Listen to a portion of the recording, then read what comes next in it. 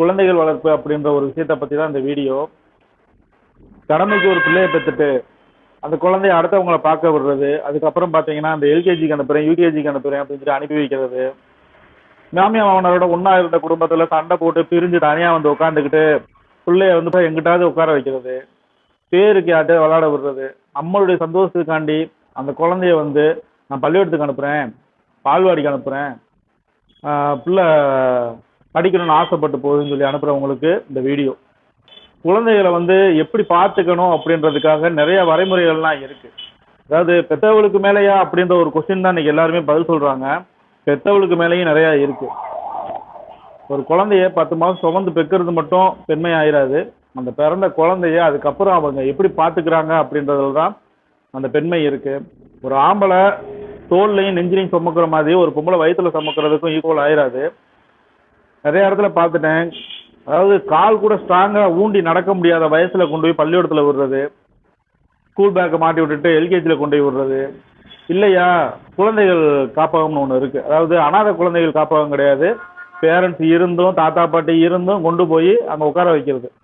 அதுகளுக்கு அது என்னன்னே தெரியாத வயசு. கேட்டால் என்ன சொல்லுவாங்க, சின்ன பிள்ளைகளோட விளையாண்டுக்கிட்டு இருக்கும்போது அது சந்தோஷமாக இருக்கும். இந்த சின்ன குழந்தைகளோட விளையாட விடுறதுனால வந்து அது சந்தோஷமாக இருக்கும்ன்ற மனநிலைக்கு நீங்கள் என்னைக்கு வரீங்களோ அன்னைக்கு அங்கே என்ன நடக்குதுன்றது உங்களுக்கு உங்கள் புத்திக்கு எட்டாது.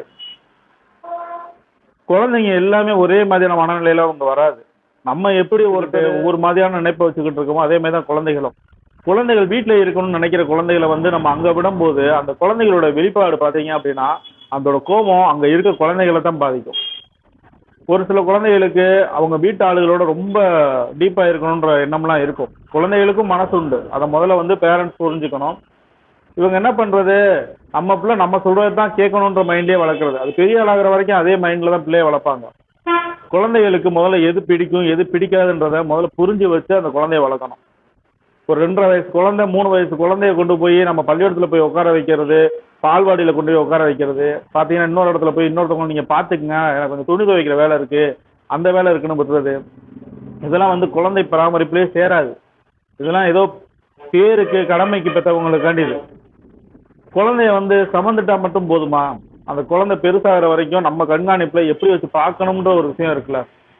இந்த பின்னாடி இருக்க வீடியோவில் நான் தெளிவாக காட்டுறேன், நீங்களே பாருங்கள், அந்த வீடியோவை பாருங்கள். அங்கே இருந்து வேற யாருமே அந்த குழந்தைய வந்து அடிக்கலை, இன்னொரு குழந்தை தான் அடிக்குது.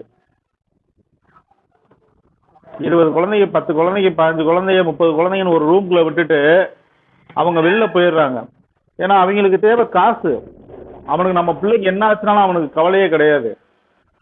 பால்வாடியவே எடுத்துக்கங்க, எத்தனை குழந்தைங்கள அந்த ஒரு பால்வாடியில் இருக்க டீச்சர் எத்தனை குழந்தைங்களை பார்த்துக்க முடியும்? திடீர்னு கையில் கிடைக்க ஏதாவது ஒன்று தூக்கி அடிக்குதுங்க, ஏதாவது ஒன்று தூக்கி எரியுதுங்க, இல்லை எட்டி உதைக்குதுங்க அப்படின்னா அந்த குழந்தையோட உயிருக்கு யார் உத்தரவாதம் கொடுக்கறது? ஒரு குழந்தைய கண்ணுக்கு முன்னாடி வச்சு பார்த்துக்க முடியாத ஒரு தரமே இல்லாத ஒரு பெற்றவங்க ஒரு குழந்தைய பெற்று எடுக்கிறதோட அவங்களுடைய கடமை முடிஞ்சிருச்சுன்னு நினைக்கிறாங்க பார்த்தீங்களா? அவங்களுக்காகத்தான் இந்த வீடியோ. இந்த வீடியோவில் இருக்க ஆடியோவை நீங்கள் கேட்டீங்கன்னா உண்மையிலே அழுதுருவீங்க. ஏன்னா அந்த வீடியோவை பார்க்கும்போது அந்த வீடியோவில் அந்த குழந்தை அடி வாங்குது பார்த்தீங்களா, அவங்க அம்மா வந்து அழுகுறாங்க. நான் கேட்கறது ஒன்று தான், குழந்தைய பார்த்துக்க முடியாத உனக்கு எதுக்கு குழந்தை? உன்னுடைய குழந்தைய நீ தான் பார்த்துக்கணும். அடுத்தவங்க பார்த்துக்குவாங்கன்னு எந்த நம்பிக்கையில் நீ விட்டுட்டு போற? ஒன்று தாத்தா பாட்டி இருக்கணும், இல்லை அப்பா அம்மா இருக்கணும். இதை தவிர அண்ணன் தம்பி மாமே மச்சான் எல்லாமே 3ஆம் உறவு தான். என்னை கேட்டால் அவங்களாம் 3வது மனுஷங்க தான். இன்னைக்கு காலையில் கூட நான் ஊர்லேருந்து வந்துக்கிட்டு இருக்கும்போது பார்த்தீங்கன்னா ஒரு பஸ்ஸில் குட்டி குட்டி பார்ப்பாங்க. அதுகளுக்குலாம் என்னன்னே தெரியல, எங்கே போகிறோன்னு கூட தெரியல.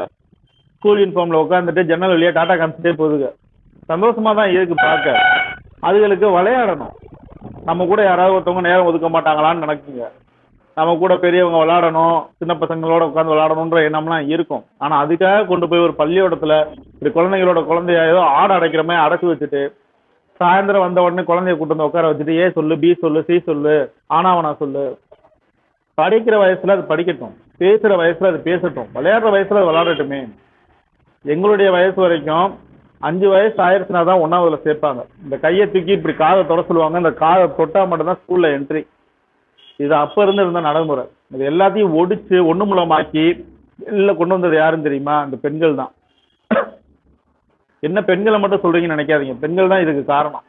எப்போ என் பிள்ளை பெரிய இடத்துல நல்லா படிக்கணும், என் பிள்ளை யூனிஃபார்ம் போட்டு ஷூ போட்டு போகணும் அப்படின்னு நினைச்சாங்களோ அன்னைக்கு உருவானது அந்த பிரைவேட் ஸ்கூல்ஸ், அது எல்கேஜி யூகேஜி இதெல்லாம் உருவானதுக்கு காரணம் இந்த பெண்கள் தான். ஆண்களை பொறுத்த வரைக்கும் நம்ம பிள்ளை சந்தோஷமா இருக்கணும், விளையாடட்டும், அது பள்ளியோடம் போகும்போது போட்டுன்ற எண்ணம் தான் இருக்கும் எல்லா ஆம்பளைக்கும். எந்த ஆம்பளையும் என் பிள்ளைய போய் நான் எல்கேஜியில் சேர்க்குறேன் யூகேஜியில் சேர்க்குறேன்னு சேர்க்கவே மாட்டான். நீங்கள் யாரை வேணாலும் வைத்து பாருங்க, என் பிள்ளை கவர்மெண்ட் ஸ்கூலில் படித்தா கூட பரவாயில்ல சந்தோஷமா இருக்கணும்னு நினைப்பான் எந்த ஆம்பளையாக இருந்தாலும். அப்பனோட தகுதி அதுதான். இந்த பெண்கள் இருக்காங்க பார்த்தீங்களா, எனக்கு தெரிஞ்ச ஒரு பையனோட பேரண்ட்ஸ் என்ன பண்ணியிருக்காங்கன்னா, அவனுடைய வருமானமே ஒரு நாளைக்கு 250 ரூபாய் தான். இதில் அங்கிட்ட இங்கிட்ட கஷ்டப்பட்டு சம்பாதிக்கிற காசெல்லாம் சேர்த்து வைப்பான். அதில் கொஞ்சம் ட்ரிங்க்ஸ் பழக்கம் இருக்கும் அவனுக்கு. அவனுடைய வீட்டில் நடந்த ஒரு விஷயத்த நான் சொல்கிறேன். அவன் படித்தது என் கூட தான் படித்தான், ஒரு கவர்மெண்ட் ஸ்கூலில் தான் படித்தான். படிப்பு பாதி கூலியில் பார்த்துட்டு இருக்கான். ஆனால் அவனுடைய மனைவியின் அழுத்தத்தினால என்னுடைய பிள்ளைய நான் எல்கேஜி சேர்க்க தான் செய்வேன்னு சொல்லி பிரைவேட் ஸ்கூலில் சேர்த்தான். ஒருத்தர் இல்லை 2-3 பேர் இதே வேலையை தான் பார்த்துருக்காங்க. அவங்களை கூப்பிட்டு நான் கேட்டதுக்கு அவங்க சொன்ன ஒரே வார்த்தை, வீட்டுக்காரங்க சொல்ற சண்டை நாறுதுறான்றாங்க. அதுக்கு இது எவ்வளவோ பரவாயில்ல, காசை கட்டி நான் பிள்ளைய விட்டுட்டு தான் வரேன், வீட்டில் வச்சு பிள்ளைய பார்த்துக்கிறதுக்கு கூட அவங்களுக்கு வலிக்குது அப்படின்னு வஞ்சிட்டு போறான். எல்லாரும் குழந்தைய வச்சு பார்க்கறதுல உங்களுக்கு என்ன அவ்வளவு ஒரு அசால்ட்டு. என் பிள்ளைய பள்ளிக்கூடத்தில் அனுப்பி அது ஒரு வயசுல இந்த குழந்தை 1 வயசுல பள்ளிக்கூடத்துக்கு போறதுல உங்களுக்கு என்ன அவ்வளவு ஒரு இது. 1 வயசுல இருந்து 5 வயசு வரைக்கும் படிக்கும்போது அது படிக்காதையா நீங்க என்ன எல்கேஜி யூகேஜியில் படிக்க வச்சா ஐஏஎஸ் டைரக்டர் ஆக போறீங்க. இந்த பிரைவேட் ஸ்கூல்லாம் உருவானதுக்கு காரணமே முக்கியமா லேடிஸ் தான். ஜென்ஸை பொறுத்த வரைக்கும் இதுல நான் எந்த ஜென்ஸையுமே சொல்லவே முடியாது.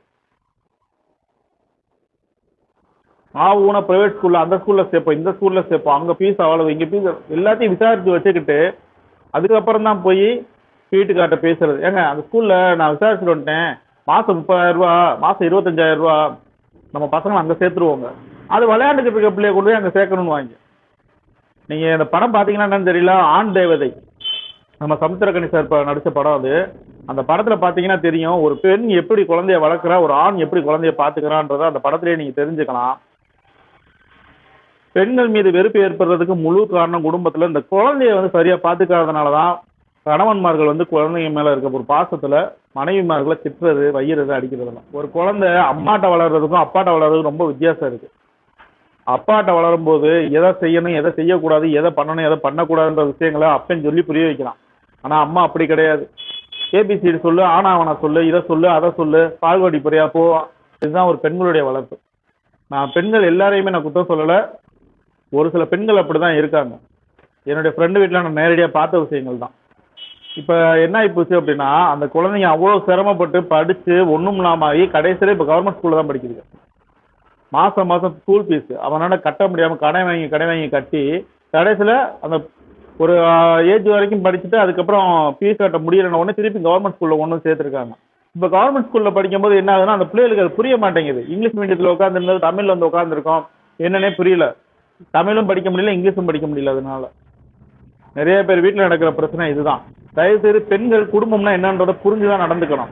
ஒரு குழந்தைய வளர்க்குறது மட்டும் நான் அசால்ட்டை வளர்த்துருவேன் அப்படின்னு நினைச்சு வாங்குறது பெருசு இல்லை. அந்த குழந்தைய நம்ம கண்ணுக்கு முன்னாடி வச்சு வளர்க்குறதுல இருக்கிறது தான் ஒரு உண்மையான வளர்ப்பு.